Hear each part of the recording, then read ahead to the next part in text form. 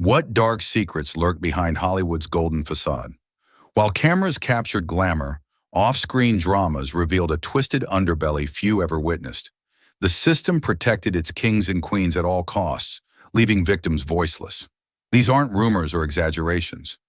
These are the bizarre realities Hollywood's power brokers never wanted you to discover. Judy Garland's MGM didn't just cast Judy Garland as Dorothy, they became her jailers.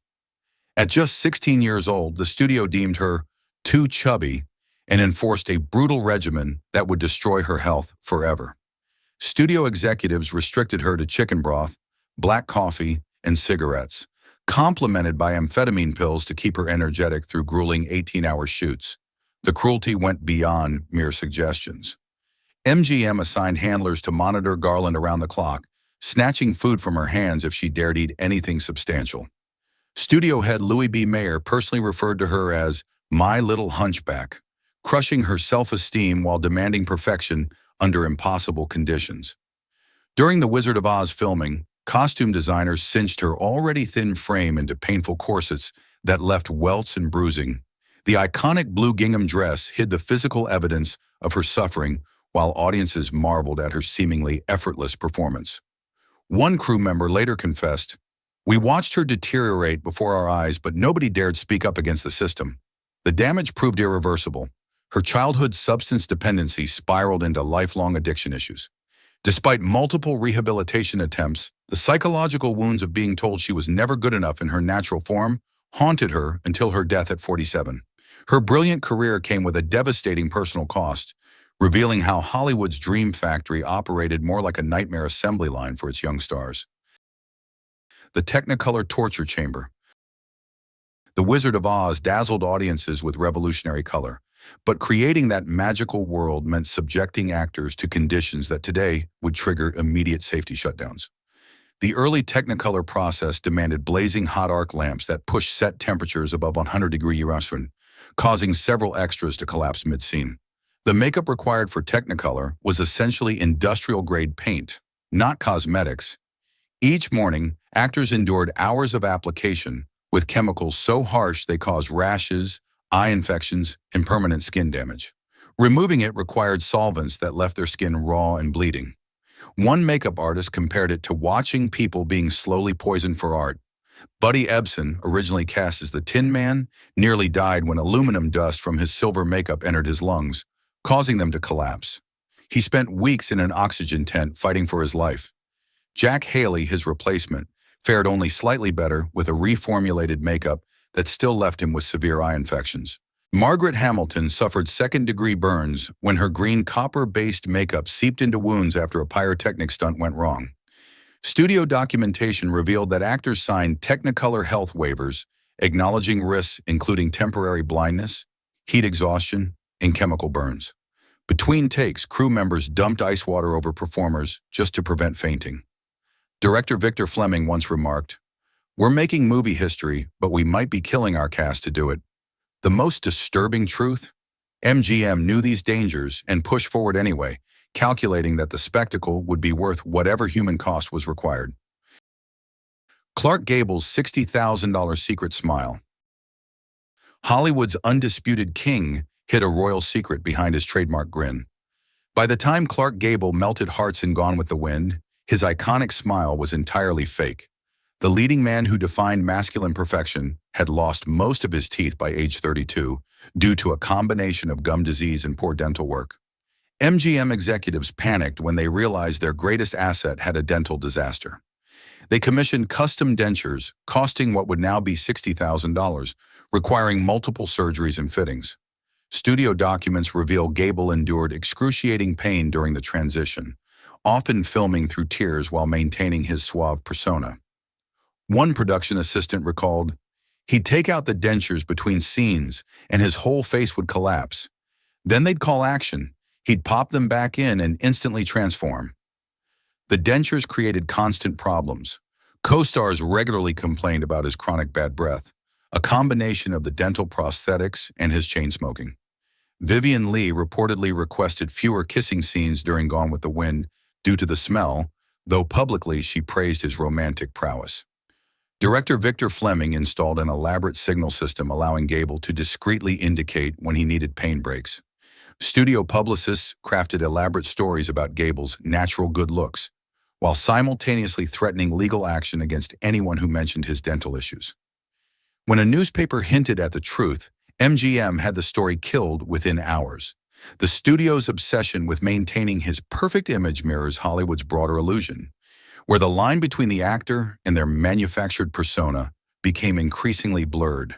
His painful smile perfectly embodied the industry's golden rule: suffer in silence if you want to stay on top. The floating munchkin, myth that refuses to die.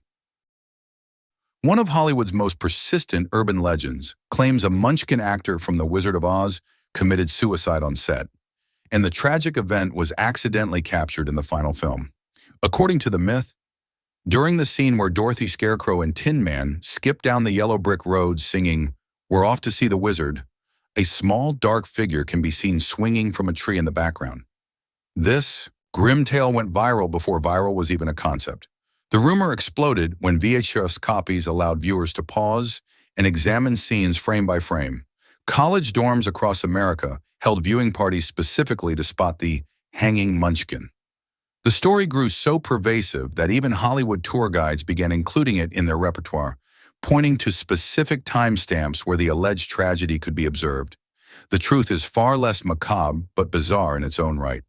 What viewers actually see is a large bird, likely a crane or emu, stretching its wings. MGM had released exotic birds onto the indoor forest, set to make it appear more lifelike. Studio production notes confirmed no deaths occurred during filming, and all 124 actors hired to play munchkins were accounted for after production wrapped. Why did this particular myth persist when countless other Hollywood rumors faded away? Film historians suggest it tapped into something darker. Our suspicion that behind Hollywood's polished surface lurks something sinister. The irony is that while this specific tragedy never happened, the actual dangers faced by the cast were very real. The asbestos, snow, toxic makeup, and dangerous stunts created genuine hazards that the myth inadvertently obscured. Sometimes the made-up stories distract from the true horrors hiding in plain sight. John Barrymore's post-mortem party prank. John Barrymore's final performance wasn't on any stage or film set. It was at director Raoul Walsh's house, where his corpse became the centerpiece of a macabre prank that became Hollywood legend. When Barrymore died in 1942, his friends decided that the legendary actor deserved a send-off as theatrical as the man himself. According to multiple sources, including Errol Flynn's autobiography, Walsh bribed a mortuary worker to borrow Barrymore's body before the funeral. They transported the corpse to Walsh's Beverly Hills home and propped it in a chair with a drink in hand. Their target was Flynn, who had been out drinking heavily. When Flynn returned to Walsh's house, he encountered what appeared to be Barrymore sitting upright in the living room. Flynn reportedly screamed and fled, believing he was hallucinating or that the dead had risen. What makes this story particularly unsettling is how many credible witnesses confirm versions of it. Producer John Decker, actor Peter Lorre, and columnist Gene Fowler all corroborated elements of the tale. Flynn later wrote, "The joke was on me, but I like to think Jack would have approved." Walsh himself never denied the incident, simply remarking years later, "In our circle, death was just another excuse for a good story." The prank revealed the strange, almost pathological irreverence that existed within Hollywood's elite circles. These powerful men lived by different rules, treating even something as sacred as a friend's remains as material for entertainment. Barrymore's daughter Diana was reportedly horrified when she learned of the incident years later, calling it the final indignity in her father's troubled life. The incident perfectly captures old Hollywood's bizarre combination of glamour and grotesquerie, where even death became part of the never-ending performance. Thelma Todd's suspicious garage death. Thelma Todd's promising career ended not with retirement, but with one of Hollywood's most disturbing unsolved mysteries. The beloved comedic actress who charmed audiences alongside the Marx Brothers and Laurel and Hardy was found dead in her car in December 1935, officially ruled a suicide that many insiders knew was anything but. The circumstances raised immediate red flags. Todd was discovered in her garage, slumped over the steering wheel of her convertible, dressed in an evening gown and expensive mink coat. She still wore her diamond jewelry, and blood was found on her face. The garage was locked from the inside, yet her car keys were missing. Police reported carbon monoxide poisoning as the cause, but couldn't explain why someone committing suicide would dress in their finest attire. Todd had powerful enemies. Her ex-husband, Pat DiCicco, had mob connections and a history of violence. More dangerous was her clash with gangster Lucky Luciano, who had pressured her to allow illegal gambling in her popular restaurant. She had refused him twice in the weeks before her death. A teenage witness later came forward claiming to have seen two men forcing Todd into her car the night she died, but police dismissed his account. The investigation was suspiciously brief. Within 48 hours, authorities ruled it an accident, possibly self-inflicted. Studio executives at Hal Roach Studios, where Todd was under contract, allegedly pushed for quick resolution to avoid scandal. Director Roland West, with whom Todd had been romantically involved, later allegedly confessed on his deathbed to closing the garage door while knowing she was inside, though whether this was murder or a tragic misunderstanding remains unclear. Historian William Donati, who investigated the case decades later, concluded, "This was either a perfect murder or a spectacular cover-up. Either way, someone got away with it." Todd's death became a chilling reminder of how disposable even beloved stars could be when powerful interests needed a problem to disappear. Howard Hughes's aircraft-engineered bra. Howard Hughes approached women's undergarments the same way he approached aircraft design. When producing The Outlaw in 1943, the aviation mogul became obsessed with maximizing Jane Russell's assets. Dissatisfied with how conventional bras displayed her figure on camera, Hughes put his engineering background to bizarre use. Using principles from aircraft design, he created a specialized cantilevered bra with structural wiring that would lift and project Russell's bust without visible straps. The contraption used tension principles similar to airplane wings, with calculated stress points and reinforcement panels. Hughes reportedly spent months developing prototypes, demanding frequent testing sessions, where Russell was required to model each iteration while he made detailed notes about aerodynamic lift and projection. Russell later revealed the truth in her autobiography. The bra was so painful and ridiculous that she secretly refused to wear it. "I wore my own bra and just adjusted it to give the effect he wanted," she confessed. Howard never knew the difference.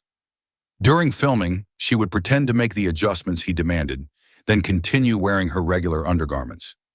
Hughes, distracted by the visual results, never realized his engineering marvel remained unused.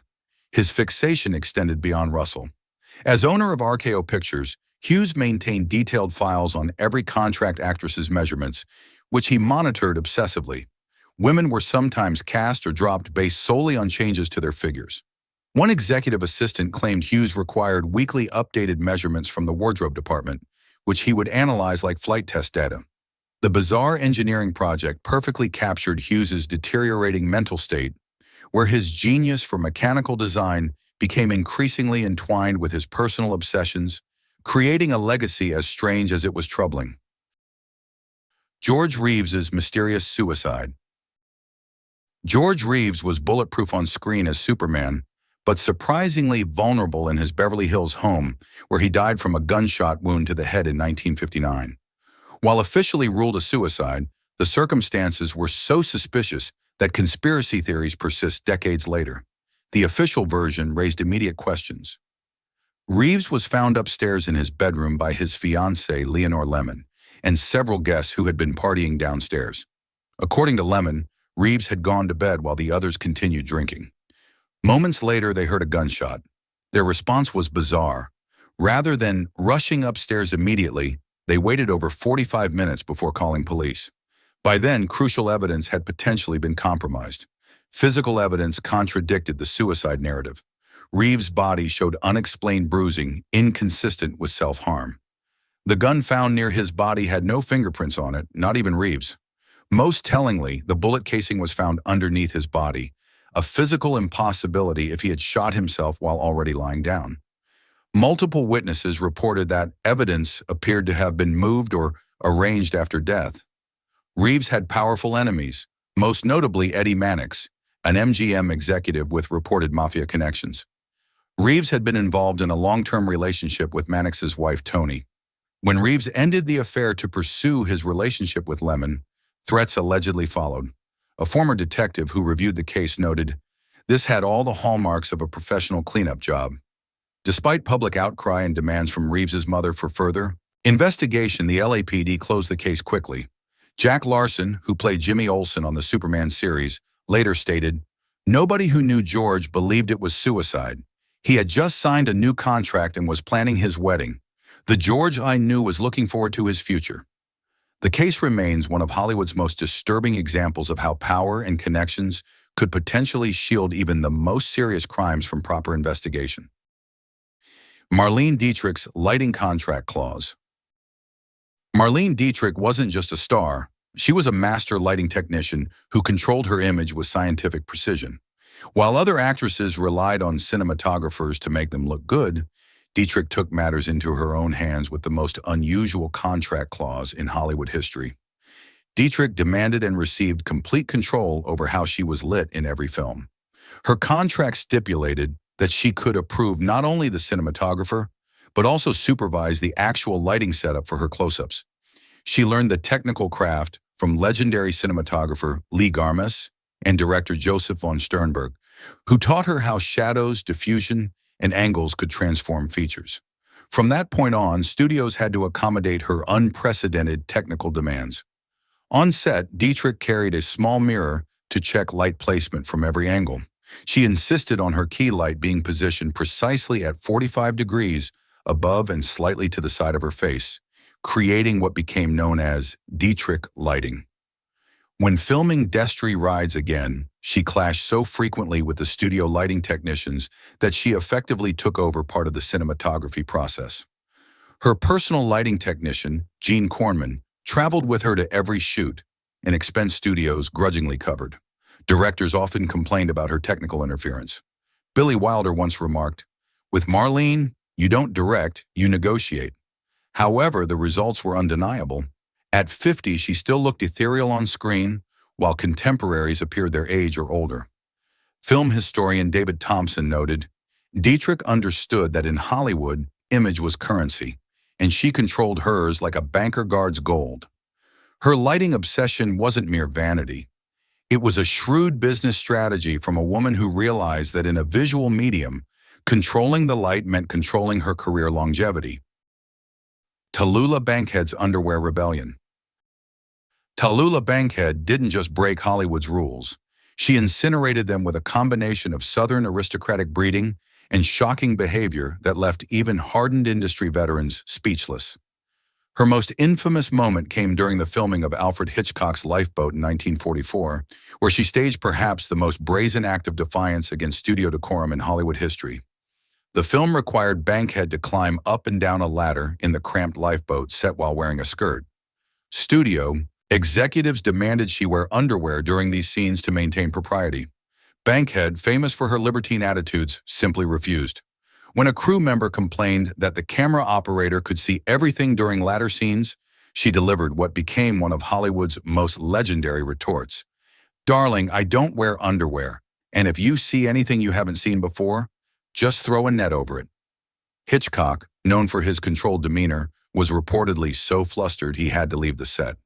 A studio representative was dispatched to insist on appropriate undergarments, prompting Bankhead to respond by lifting her skirt in front of the entire crew and declaring, "I haven't worn underwear since 1933. The production proceeded on her terms. Unlike most actresses who carefully cultivated wholesome public images, Bankhead flaunted her behavior. She smoked cigars, used profanity liberally, and openly discussed her bisexuality at a time when such admissions could end careers. Director John Ford once said, "Tallulah could scandalize a boatload of sailors just by saying good morning." Her refusal to sign long-term studio contracts meant she lost out on prime roles, but gained something more valuable: freedom to be herself in an industry that demanded conformity. In a system that treated most actresses as property, Bankhead's underwear rebellion wasn't just about comfort, it was a radical act of autonomy. Joan Crawford versus Bette Davis, Hollywood's most vicious feud. Hollywood has seen countless rivalries, but none match the sheer, sustained viciousness of the war between Joan Crawford and Bette Davis. What began as professional competition in the 1930s evolved into decades of spectacular sabotage that culminated in one of the most bizarre Academy Awards moments ever witnessed. The feud ignited when Davis fell for her co-star Franchot Tone while filming Dangerous, only to watch Crawford seduce and marry him. "She took him from me," Davis later confessed. "She did it deliberately. I have never forgiven her for that." The two avoided working together for decades, until both faced career crises in the early 1960s and reluctantly agreed to co-star in Whatever Happened to Baby Jane. On set, their mutual hatred produced genuine psychological warfare. Crawford, knowing Davis had back problems, allegedly filled her costume pockets with weights during scenes where Davis had to drag her across the floor, causing Davis excruciating pain.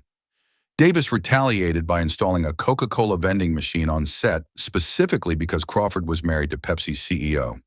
She also accidentally kicked Crawford in the head during a fight scene, requiring stitches. The feud reached its spectacular climax at the 1963 Academy Awards. Davis was nominated for Best Actress, while Crawford was not. Determined not to be upstaged, Crawford contacted the other nominees who couldn't attend and offered to accept on their behalf. When Anne Bancroft won, Crawford swept past a stunned Davis to accept the Oscar on live television, beaming triumphantly with the trophy Davis coveted. The hatred outlived both careers. When Crawford died in 1977, Davis was asked to comment and delivered the infamous line, "You should never say bad things about the dead, only good. Joan Crawford is dead. Good." Director Curtis Harrington, who knew both women, later observed, "They hated each other with the kind of passion usually reserved for great love affairs. It was almost beautiful in its purity. The it girl who lost everything." Clara Bow captured the Roaring Twenties like no other star, but her spectacular fall revealed Hollywood's disposable attitude toward even its biggest names. As the original it girl, Bow's wild sensuality and natural charisma made her the highest-paid actress in 1927, with fans numbering in the millions. Behind her meteoric rise, however, lurked forces determined to control and ultimately destroy her. Born in Brooklyn poverty so extreme that her schizophrenic mother once tried to kill her in her sleep, Bow escaped to Hollywood only to find a different kind of predator. Studio executives exploited her naivety with contracts that paid her a fraction of her commercial value. Paramount worked her relentlessly, forcing her to make up to 8 films annually while paying her less than male stars who generated half her revenue. The studio simultaneously marketed her working-class sensuality while privately mocking her Brooklyn accent and unrefined manners. When sound films arrived, executives spread rumors that her voice was unsuitable, though audio recordings later proved she had a perfectly acceptable speaking voice. The real issue? She was becoming harder to control. The final blow came when her private life exploded into scandal. Tabloids published salacious stories about her romantic life, many fabricated or exaggerated. A secretary stole her personal letters and sold them to the press. Rather than defending their valuable star, Paramount used the controversies as leverage to force her into increasingly exploitative contracts. By 1933, studio head B.P. Schulberg declared her box office poison, though evidence showed her films still turned profits. Cast aside at just 28, Bow suffered a nervous breakdown and retreated from public life. She later reflected, "I had to get out of Hollywood because I couldn't live up to their fantasy ideal of me. To them, I wasn't human." Her tragic arc from superstardom to obscurity occurred in just 6 years, revealing how quickly the industry discarded women who outlived their usefulness or demanded fair treatment. As film historian David Sten observed, Clara wasn't destroyed by the transition to sound. She was destroyed by the studio system itself. Fatty Arbuckle's career-ending scandal. Roscoe "Fatty" Arbuckle's promising career collapsed overnight in 1921 when he became the central figure in Hollywood's first major scandal. At the height of his fame, commanding an unprecedented $1 million contract, the beloved comedian found himself accused of a horrific crime that would forever change how Hollywood managed its stars' images. The incident occurred during a Labor Day weekend party at San Francisco's St. Francis Hotel. Virginia Rapp, a young actress, fell seriously ill during the celebration and died days later from peritonitis caused by a ruptured bladder. Based on rumors and the testimony of a professional blackmailer named Maud Delmont, Arbuckle was accused of using his weight to assault Rapp, causing the injuries that led to her death. The media response was unprecedented. William Randolph Hearst's newspapers sensationalized the story with fabricated details and lurid headlines, driving public outrage to fever pitch. Theaters nationwide pulled Arbuckle's films, and morality groups called for industry boycotts. Paramount canceled his contract and shelved completed films worth millions. All this occurred before any trial had even begun. Arbuckle endured 3 trials. The first 2 ended with hung juries despite weak evidence. At the 3rd trial, he was acquitted after the jury deliberated for just 6 minutes. They took the extraordinary step of issuing a formal apology. Acquittal is not enough for Roscoe Arbuckle. We feel a great injustice has been done. Medical evidence had shown Rapp suffered from a chronic bladder condition, and witnesses testified Arbuckle had actually tried to help her when she fell ill. The vindication came too late. The newly formed Motion Picture Producers and Distributors Association, led by Will Hayes, banned Arbuckle from appearing in films despite his acquittal. Though the ban was technically lifted 8 months later, Arbuckle's career was effectively over. He died in 1933 at just 46, having lost everything to what modern legal experts consider one of the most blatant miscarriages of justice in entertainment history. His case established a troubling precedent. In Hollywood, public perception mattered more than actual guilt or innocence. Loretta Young's adopted daughter. Loretta Young maintained a pristine Catholic image throughout her career, but behind her wholesome facade lay an elaborate deception involving Clark Gable and a secret pregnancy that revealed the extraordinary lengths stars would go to preserve their manufactured personas. In 1935, Young and Gable starred together in The Call of the Wild. During filming in remote Washington state, the married Gable and the unmarried Young began an affair. When Young discovered she was pregnant, she faced professional ruin if the truth emerged. Studio executives, fearing damage to 2 valuable properties, orchestrated an elaborate cover-up that would last for decades. Young disappeared from Hollywood, ostensibly for exhaustion, traveling to various locations to hide her condition. She gave birth in secret, then placed her newborn daughter in an orphanage. 19 months later, Young publicly adopted her own biological child, naming her Judy. The press covered the adoption as a heartwarming story of a Hollywood star's generosity, never questioning the convenient timing. The deception required constant vigilance. As Judy grew, her ears prominently resembled Gable's distinctive ones. Young arranged for painful ear-pinning surgery when Judy was 7, explaining it would prevent teasing at school. The truth was, she feared people would recognize Gable's genetic traits. Judy grew up calling Gable Uncle Clark during his occasional visits, never knowing he was her father. Young maintained the charade until 1999, when Judy confronted her with evidence she'd uncovered. Only then, at age 86, did Young finally acknowledge the truth. When asked why she never told Gable he had a daughter, Young replied, "He was married. I was a good Catholic girl. What would people have thought of me?" Her extraordinary secret revealed how Hollywood's obsession with image could lead stars to sacrifice even the most fundamental human relationships for the sake of preserving their carefully constructed public personas. Charlie Chaplin's control of teenage brides. Charlie Chaplin created the lovable tramp on screen, but off-screen he cultivated relationships with teenagers that would destroy any modern career. Hollywood not only tolerated this behavior, but actively helped conceal it, revealing a system where power protected predatory conduct in plain sight. Chaplin's pattern emerged clearly in his marriages. At 29, he married 16-year-old Mildred Harris after a pregnancy scare. The marriage lasted 2 years. At 35, he married another 16-year-old Lita Gray after getting her pregnant while filming The Gold Rush. Their marriage contract, drafted by Chaplin's lawyers, contained clauses giving him control over her friends, activities, and even reading material.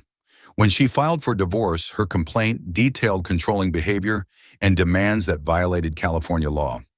At 47, Chaplin became infatuated with 17-year-old actress Paulette Goddard. Though she was legally an adult when they married, the pattern remained troubling. His final marriage came at 54 to 18-year-old Una O'Neill, daughter of playwright Eugene O'Neill, who disowned her over the relationship. This marriage lasted, producing 8 children. Studios protected Chaplin despite widespread knowledge of his preferences. When Gray's divorce papers threatened to become public, MGM executives intervened to have the most damaging sections sealed. Press coverage described their relationships as romances rather than questioning the power dynamics or age disparities. One industry publicist reportedly remarked, "If Charlie wants young girls, we make sure they look older in photographs." Film historian David Thompson noted, Chaplin's relationships revealed the industry's selective morality. The same studios that enforced morality clauses for lesser stars helped Chaplin avoid consequences for conduct they knew was troubling. His behavior eventually contributed to his exile from America during the McCarthy era, with prosecutors citing moral turpitude alongside political concerns. While celebrated for his cinematic genius, Chaplin's personal conduct exemplified Hollywood's long-standing habit of separating artistic achievement from personal behavior. Studio enforced abortions as career management. Golden Age Hollywood sold carefully constructed images of wholesome stars while simultaneously enforcing a system of reproductive control that would shock modern audiences. Female stars literally signed away their reproductive autonomy when they inked contracts with major studios, revealing Hollywood's darkest method of talent management. Standard studio contracts in the 1930s and 40s contained morality clauses that prohibited pregnancy outside marriage.